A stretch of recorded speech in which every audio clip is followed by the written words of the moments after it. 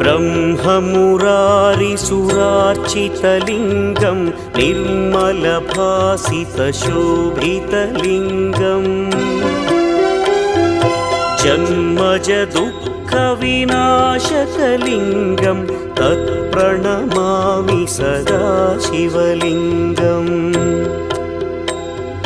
देवमुनिप्रवरार्चितलिङ्गं कामदहन करुणाकरलिङ्गम् रावणदर्पविनाशकलिङ्गं तत्प्रणमामि सदा शिवलिङ्गम्